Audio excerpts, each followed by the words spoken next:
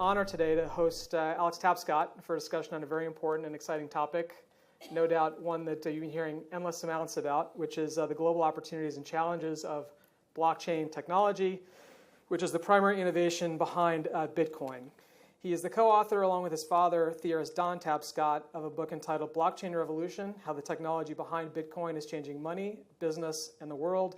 Welcome to Goldman Sachs. Pleasure to be here. Thanks, Tom. Why don't you just talk a little bit about what the blockchain is and how Bitcoin is related, just to sort of baseline the conversation today. So we've been researching this subject for quite some time and become convinced basically that the blockchain and blockchain technology represents the second generation of the internet. So for 40 years, we've had the Internet of Information, and it's been great as a tool for communicating and sharing information online and collaborating, but it's actually been limited in its uses for business. And the reason is it's very difficult to transact or do business online because it's very hard to establish identity and to create trust. And so as a result, even with the rise of the first generation of the internet, we still had to rely on intermediaries like banks and governments and large technology firms to sit in the middle and to perform all the business logic that goes into commerce. And these intermediaries do a pretty good job, but they've got certain limitations. They're centralized, which makes them vulnerable to attack. They tax the system, costing money, sometimes 10%, say, to send money overseas. They exclude billions of people from the global economy. 2.5 billion people don't have access to a bank account. They slow things down, largely because the systems in place can be 20, 30, or 40 years old. And they capture data about people, which prevents them from using that information to organize their affairs, but also can potentially undermine their privacy. So with blockchain, you basically have a new platform for the movement of value. And it's based on a distributed ledger, basically like a spreadsheet, like a giant global database that doesn't run on one computer system like a bank's computer system, but rather runs on every computer in the world and isn't accessible to only a few, but is accessible to everyone. Where not just information, what we think of like PDFs or emails or websites or voice over IP, but anything of value: money, stocks, bonds, titles, deeds, intellectual property with specific licensing requirements, even votes in an election can be moved, stored, and managed securely and privately, and where trust is not established by a third party, but rather is established through mass collaboration and some clever code. Can you talk a little bit about Bitcoin? Because you hear people talk a lot about, I love blockchain but hate Bitcoin, or don't understand the role of Bitcoin in terms of it being the incentive and also the thing that allows this sort of value transfer to happen. And I think it's important for the audience to know exactly how the two are related. Yeah. I think the Bitcoin bad, blockchain good motto, which is something that's relatively new, is a false dichotomy. Yeah. Because Bitcoin, you may not like the idea of using a currency that's not issued by a government. Maybe that's not your thing. But the Bitcoin itself is actually essential to how the blockchain functions. So just to walk through it very simply, so everyone starts with a distributed ledger of transactions, what's happened in the past. Everyone here has a computer. They can all see that. You're all entering into transactions with each other. They're happening constantly on the network. And there's a community of validators who commit large computing resources to achieving consensus on what has occurred.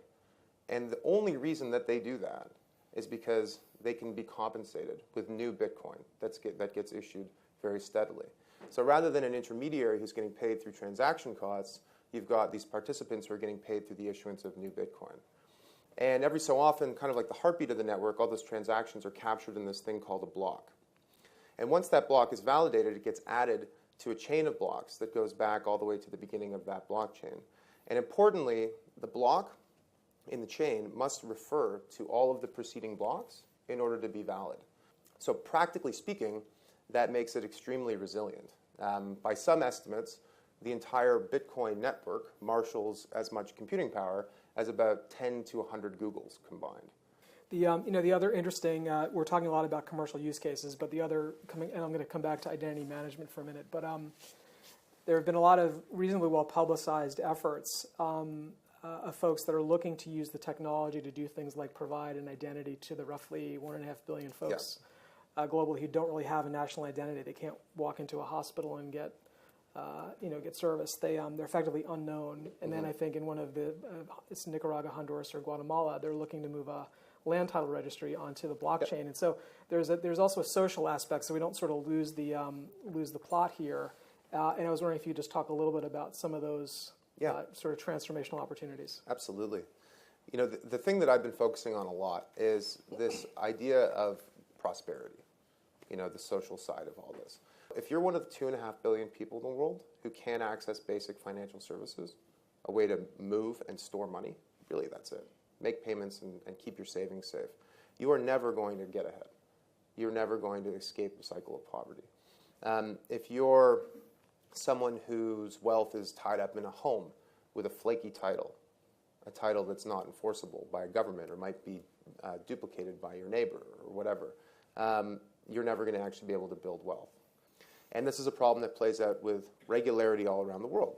In Honduras, the most recent president was actually ousted from power in a bloodless coup because he was expropriating land from people and giving it to his friends and cronies. In Haiti, after the earthquake hit, all of the land title records were stored in one building in Port-au-Prince, which collapsed and burnt to the ground. So all of the records of who anybody was or what they owned disappeared. So this is a very, very big issue. Could you use blockchain to improve the state of land titles in parts of the world?